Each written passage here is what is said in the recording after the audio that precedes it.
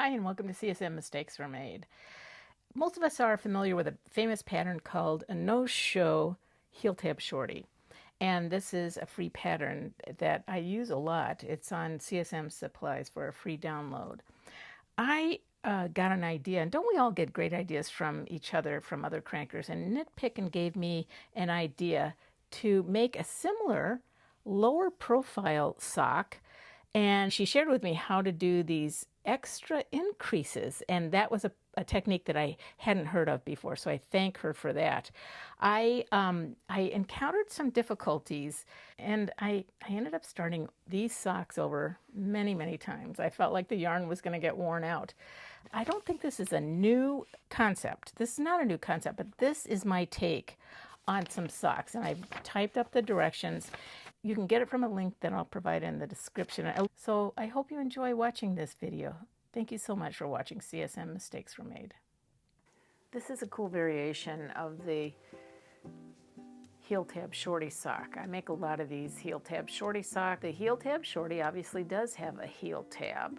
In this case, it has a 5-row pre-heel. So that means this sock really does sit up pretty high relative to a shoe. I don't mind that, but some people want to have a practically no-show sock.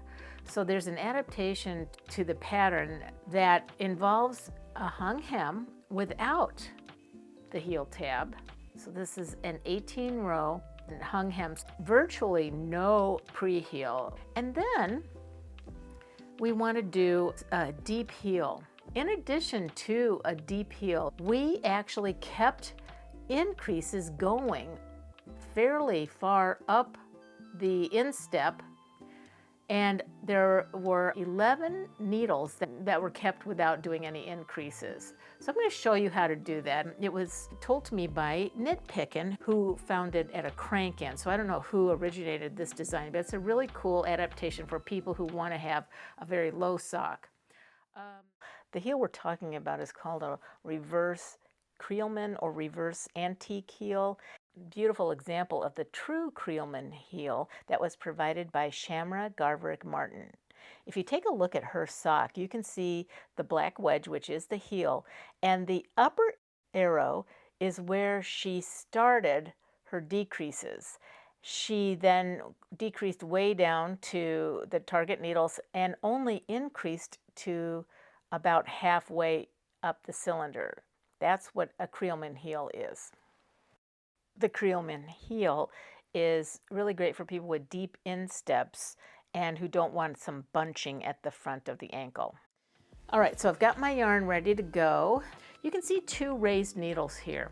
They are essentially target needles. When I think of target needles on this machine or for my antique machine, I usually think of them in the front of the machine where I'm working heels and toes back and forth, and I'm doing decreases down to the target needles. But I'm going to need target needles in the same location that relative to the halfway marks that these are. Okay, these target needles are 11 needles in, and then there's 11 in the center. Because this is a 66 slot cylinder, half the needles would be 33, and in thirds that would be 11, 11, 11. But why we need these marked is so that we can get a visual representation of this area right here where we're going to stop working increases at the target needles. I think it's, again, going to be hopefully a little easier to show rather than explain. So I've got my 3 o'clock position over here with the green needle. I'm going to crank around until that green needle is about to close. I will cut my waste yarn. Okay, we'll get this revel cord into the center of the machine. Now let's load the project yarn. To do this sock, it's recommended to have the heel spring on the whole time. I'm going to crank 1 row. I've got the green working yarn, about 3-inch tail, sticking into the center of it. We're going to crank without the heel spring on 1 row. I like to get rid of this little end on the 2nd row. You can do it on the 3rd row. but I'm going to do that. I'm going to put the heel spring on now that we have done a full row. And now I'm going to crank 18 rows.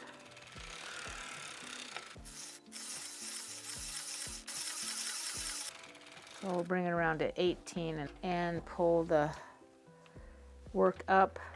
I like to use my Addy pick tool for this because I like this part of it just to pick out the stitches. So we're going to grab the first stitch, which is right here, and put it on needle number 1, and then away we go.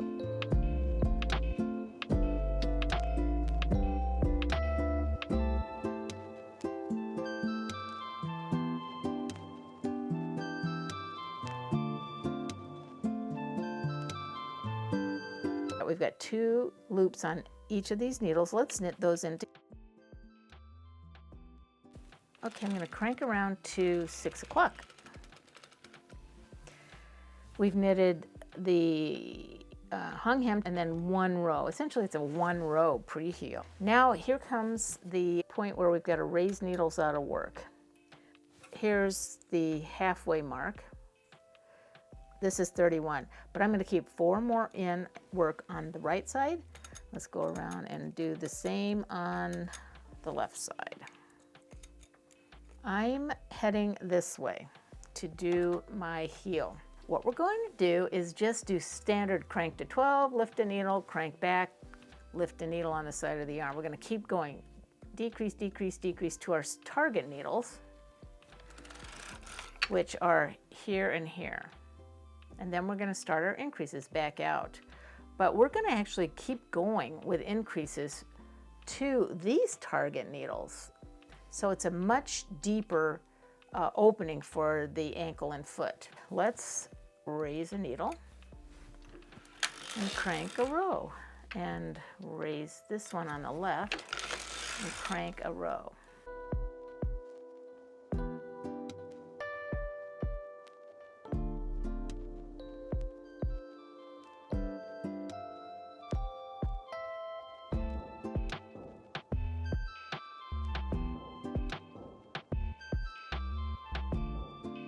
But let me just tell you what we're gonna be doing. One challenge is gonna be increasing needles that have never had a wrap on them. And I'll show a picture of what happens if you just lower a needle without an adjacent needle having a wrap on it. It's gonna leave a hole. So we'll meet that challenge in just a moment here while I get these cranked in. Remember, we have 4 more conventional ones to do.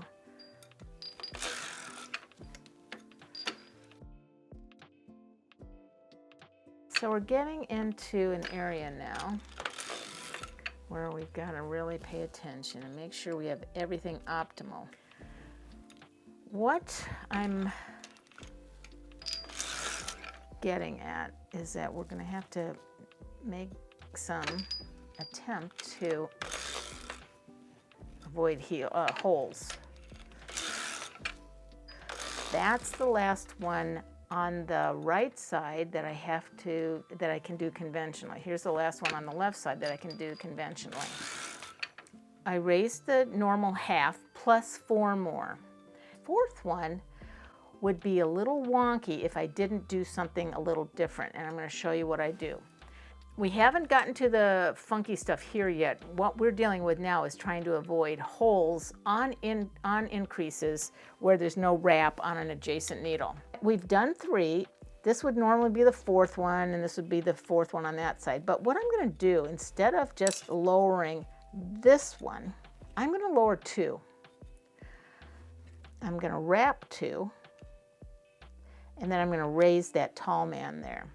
This is such a nice way to use a needle that's out of work to get a wrap on it so that it takes care of the hole. So let me show you let me show you again how I did that. I'm going to crank that in.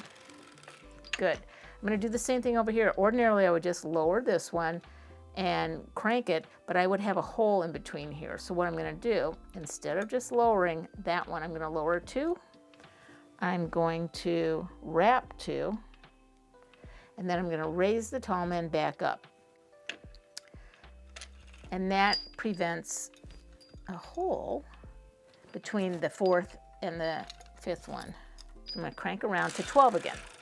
Okay, now we're legitimately needing to do that for all the other ones.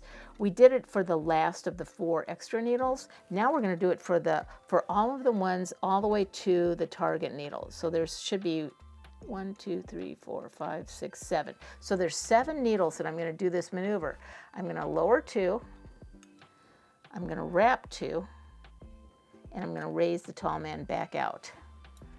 I'm going to crank around. I really don't know why that is happening, but oh, I know. This one isn't raised it wasn't raised enough. Okay, so it got hung up on the needle butt. Okay, so we're going to lower 2. We're going to wrap 2. I'm going to try to use my left hand for this. I'm not ambidextrous. Wrap 2, and then raise that tall man back up. And lower 2, wrap 2, raise 1. This creates a really nice wrap on the needle adjacent so that you don't get a hole. I'm going to do this one, lower 2, wrap 2, and raise that tall man back up. Now, I'm going to crank to 6 for a second. We'll continue, we'll finish this, but you might be seeing how every time I do this, I'm getting a smaller and smaller area of raised needles. What happened about 10 times before I figured it out, I kept dropping stitches on the edges here. It was because I was cranking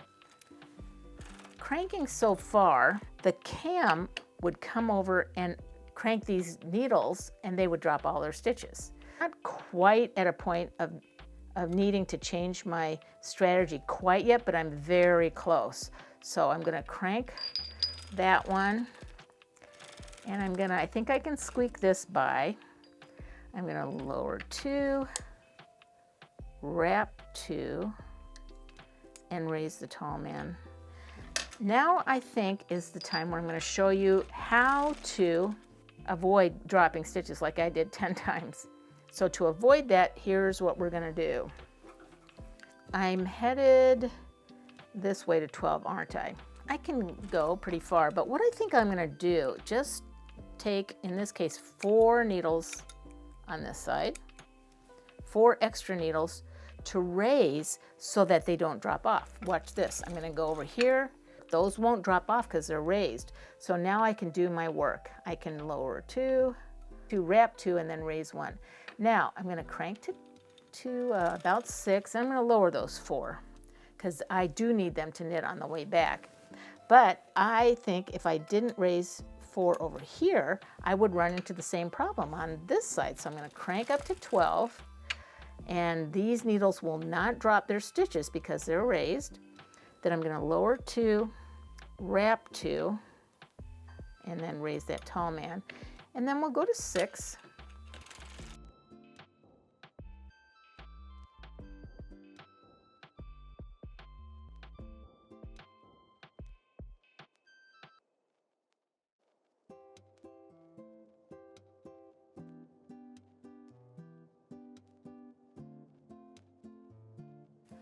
You know, at this point, I'm going to do 6 just to be on the safe side.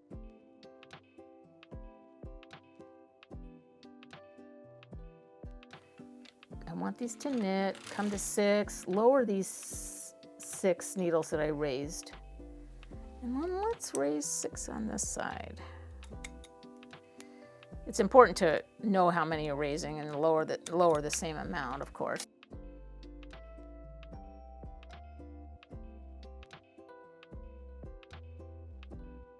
I'm going to stop at 6, 2, 4, 6, because that's what I raised. And take stock.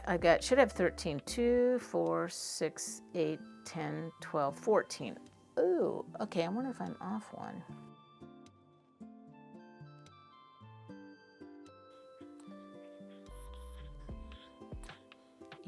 Okay, the red marks should have been one in.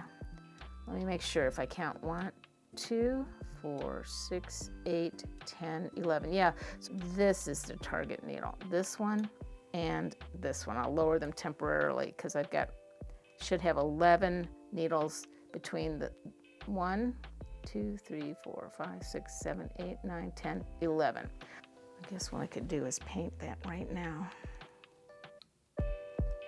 So I'm going to raise 6 of them. 2, 3, 6.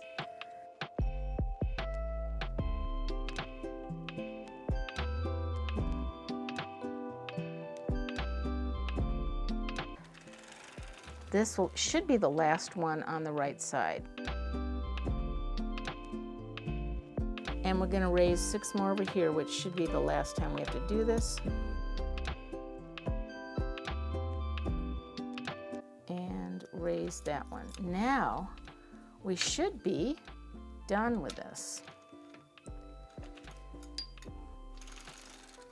And we can start the foot by lowering all of these in place. And you can see we never did do any increases or decreases for that matter in this area, that area right there. So let's crank a little bit of a foot and see how this turns out. Ooh, I did drop one.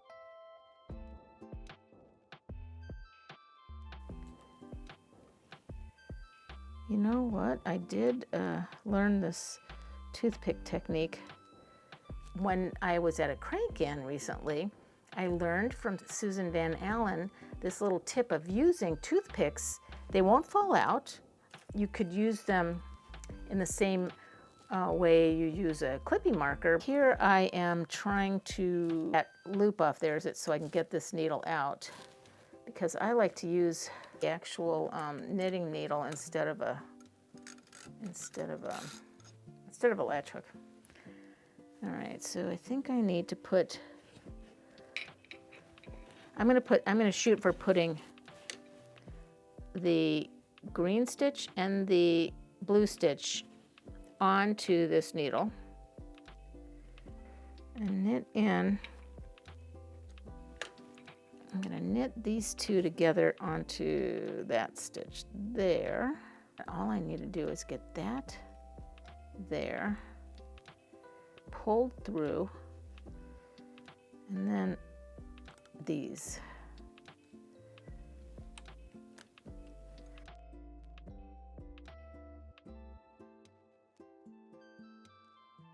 Get that one, and then push that in. I think I got it. All right, let's find that cylinder spring to get the needle back in. So we're just doing a foot. We would start our counter over, and you know, in actuality, this is not going to be a real sock. I'm just going to crank enough to show you what we did. Ordinarily, you crank, I think, 55, 65 rows, then put a toe on, and then you'd have your little sock. But I'm not going to do it. I'm going to just take it off. The deep heel went to went to about here. So there were 4 extra needles in work for the deep heel. Then we kept increasing out about 7 needles to here, and we had about 11 needles in the center that just stayed normal. And this provides a really good opening. I'll model the sock that I did and show you why it might be just the kind of sock some of your loved ones would enjoy wearing. So thanks for watching CSM Mistakes Were Made. The sock on my left foot is a conventional heel tab shorty, and the one on the right is the one we're demonstrating today. And here they are. Here's how they look with shoes on. The one on the right is a little bit more hidden.